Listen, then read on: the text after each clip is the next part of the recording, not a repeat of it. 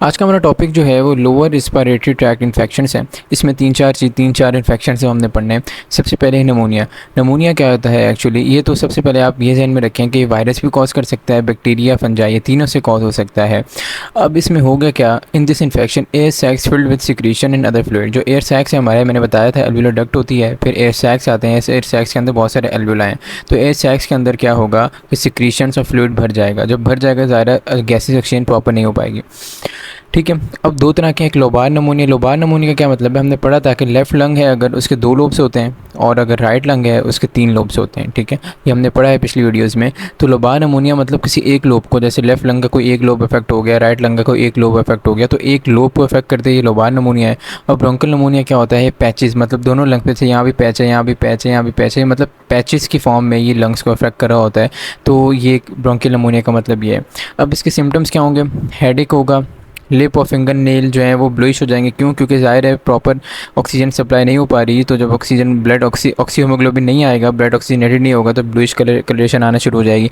Fever होगा, कफ होगी और येलो, ग्रीन और ब्लडी म्यूकस जो है कफ के साथ प्रोड्यूस होगा। मतलब बलगम वाली कफ हो सकती है और इसके साथ ब्लड वाली कफ के साथ ब्लड भी आ सकता है।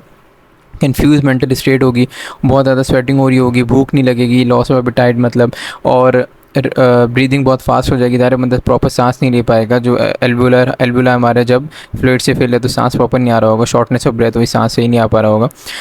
तो वायरल और बैक्टीरियल नमूनिया के सिम्टम्स अर्ली स्टेज में ऑलमोस्ट सिमिलर होते हैं, जैसे कि शॉर्टनेस ऑफ ब्रेथ, मतलब सांस सही नहीं आ रहा होगा, हेडेक और मसल पेन वगैरह, वीकनेस है सारा। उसके बाद माइकोप्लाज्मा नमूनिया। माइकोप्लाज्मा एक ग्रुप है हमारे बैक्टीरिया का। उसका जब वो वाला ग्रुप जब कॉज करता है नमोनिया, तो उसमें क्या होता है कि कफ़ के साथ म्यूकस आता है, मतलब बलगम वाली कफ़ होगी। और जो बैक्टीरियल नमोनिया जो है हम यूजुअली उसको एंटीबायोटिक से ट्रीट कर सकते हैं, मगर वायरस पे आपको पता होगा एंटीबायोटिक्स हम वायरस के लिए नहीं देते, तो वायरल नमोनिया जो है एंटीबायोटिक्स से ट्रीट नहीं हो सकता।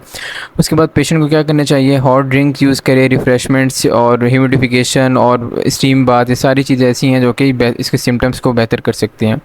ठीक है। अच्छा, अब अगला है हमारे पास टीबी, जिसको हम ट्यूबरक्लोसिस भी कहते हैं। ये किससे कॉज होता है? माइकोबैक्टीरियम ट्यूबरक्लोसिस एक बैक्टीरिया ये वो कॉज करता है। और इसमें क्या है कि इसकी आपकी बुक में बहुत ज़्यादा डिटेल नहीं दी हुई, बस ये बताया हुआ है कि टीबी कौन कॉज करता है और ये सारे लंग्स का इन्फेक्शन है, पल्मोनरी ट्यूबरक्लोसिस है। पर टीबी बहुत सारे अलग रीजन को भी इफेक्ट कर सकता है, मगर हम फिलहाल इस चैप्टर में गैसेज एक्सचेंज वाले चैप्टर में हम पढ़े हैं लंग्स के। तो लंग्स को जब इन्फेक्ट करता है तो पल्मोनरी टीबी कहते हैं इसको।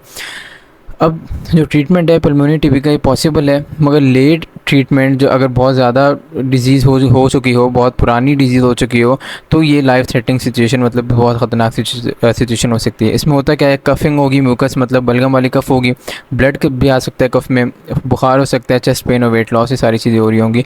और पल्मोनरी टीबी को हम एंटीबायोटिक ट्रीटमेंट से कर सकते हैं ट्रीट, मगर वही बात कि अर्ली ट्रीटमेंट हो। अच्छा, उसके बाद एम्फासीमा। एम्फासीमा में क्या होता है कि हमारे जो इलास्टिक टिश्यूज़ हैं हमारे लंग्स के, एल्वुलर वॉल के इलास्टिक टिश्यूज़ हैं, जैसे अगर ये एल्वुला है तो एल्वुलर वॉल्स बीच में बहुत सारी मौजूद होती हैं ताकि उनका सरफेस एरिया बढ़ाया जाए।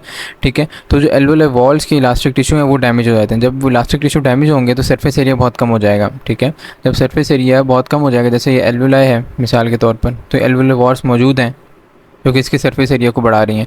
तो एल्वुलर वॉल जब डैमेज हो जाएंगी तो सरफेस एरिया क्या हो जाएगा? कम हो जाएगा। जब सरफेस एरिया कम हो जाएगा तो ज़्यादा सरफेस एरिया कम होगा तो हमारे पास क्या होगा? अच्छी प्रॉपर गैसेज एक्सचेंज नहीं हो पाएगी। एक चीज़ ये। दूसरा है कि इलास्टिक टिश्यू डैमेज हो रहे हैं। जब इलास्टिक टिश्यू डैमेज होंगे तो इलास्टिक टिश्यू का क्या काम था कि ये इलास्टिक टिश्यू ने कॉन्ट्रैक्ट होकर एयर को वापस भेजना है, जो हमारे जो एयर आई है, कार्बन डाइऑक्साइड वगैरह, उसको बॉडी से बाहर निकालना है। जब इलास्टिक टिश्यू डैमेज हो गया, वो प्रॉपर कॉन्ट्रैक्ट नहीं हो पाएंगे। जब प्रॉपर कॉन्ट्रैक्ट नहीं हो पाएंगे तो क्या होगा? एयर ट्रैप हो जाएगी हमारे लंग्स के अंदर।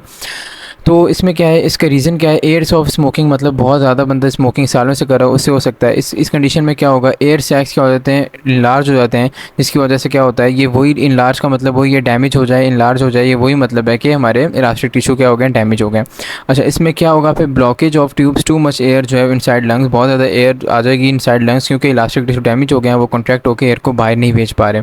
उसके बाद फ्यू एल्वुलाई का मतलब ये वही है कि बीच में सेप्टाज हैं, या जैसे एल्वुला है उसके बीच में सेप्टा है, जब भी डैमेज हो जाएगा तो इस सरफेस एरिया कम हो जाएगा और एल्वुलाई ऐसे क्या हो जाएंगे? कम हो जाएंगे। सरफेस एरिया कम होने की वजह से ऑक्सीजन भी प्रॉपर ट्रांसपोर्ट नहीं हो पाएगी। और इरिवर्सिबल कंडीशन है, मतलब इसका कोई अगर एक जितना डैमेज हो जाए उसको हम सही नहीं कर सकते। अच्छा, अब आगे क्या है कि सिम्टम्स जो हैं can be observe in later stages, मतलब स्टार्ट में इतना सिम्टम्स नहीं आएंगे, मगर जब डिजीज़ बहुत ज़्यादा हो चुकी होगी तब सिम्टम्स आना शुरू होंगे। सिम्टम्स क्या होंगे? शॉर्टनेस ऑफ ब्रेथ, ज़ाहिर है सही तरह जब गैसेज ऑक्सीजन नहीं हो रही तो सांस लेने में मतलब मसला होगा। फिजिकल एक्टिविटी में भी ज़्यादा में ऑक्सीजन चाहिए तो उसमें भी मसला होता है। टायर्डनेस होगी, उसके टाइटनेस होगी, चेस्ट टाइटनेस होती है। उसके बाद फिर कफिंग बहुत ज़्यादा होगी, वीजिंग मतलब सांस लेने में जैसे सीटी मार रहे हो वैसी आवाज़ आ रही होगी, और म्यूकस प्रोड्यूस हो रहा होगा कफ के साथ, तो सारी चीज़ें इसमें आ रही होती हैं। अच्छा, उसके बाद आगे मेंशन है some people emphysema has respiratory infection such as cold and flu. ठीक है, कुछ ऐसे लोग होते हैं इनका एम्फेसिमा भी है और कोल्ड और फ्लू जैसे और भी इन्फेक्शन है। तो in severe condition patient complain weakness in lower body muscles and weight loss. बस इसका मतलब ये है कि जब बहुत ज़्यादा, एक तो चीज़ ये कि एम्फेसिमा के साथ कुछ लोगों को कोल्ड और फ्लू वाले इन्फेक्शन भी होते हैं, मगर जब सीवियर कंडीशन हो जाए, जो बहुत ज़्यादा एम्फेसिमा बहुत ज़्यादा बढ़ गया, तो वीकनेस भी हो सकती है और लोअर बॉडी मसल में जो है आपको बहुत ज़्यादा वीकनेस होगी और वेट लॉस भी बहुत ज़्यादा हो सकता है। इसका रीज़न सिर्फ एक ही है कि आपको प्रॉपर ऑक्सीजन सप्लाई नहीं हो पा रही पूरी बॉडी में। अच्छा, अब इसका ट्रीटमेंट क्या है? ब्रोंकोडायलेटर्स, मतलब हमारे जो ब्रोंकाए हैं उनको हम डायलेट करें, ताकि डायलेट करने से जो है हमारे जो जैसे ऑक्सीजन मैंने बताया ट्रैप हो गई है, गैस ट्रैप हो गई है हमारे लंग्स में, तो डायलेट करने से वो गैसेस बाहर निकल सकें। अच्छा, ब्रोंकोडायलेटर मेडिकल ट्रीटमेंट, इससे क्या होता है कुछ बेहतरी आ सकती है, मगर ज़ाहिर है पूरा इसका कोई प्रॉपर ट्रीटमेंट नहीं है, कुछ बेहतरी आ जाएगी सिम्टम्स में। और कफिंग रिलीफ, इससे वही बताया जैसे मैंने, कुछ बेहतरी आ जाएगी, रिलीफ मिल जाएगा कफिंग और जो शॉर्टनेस ऑफ ब्रेथ है उससे।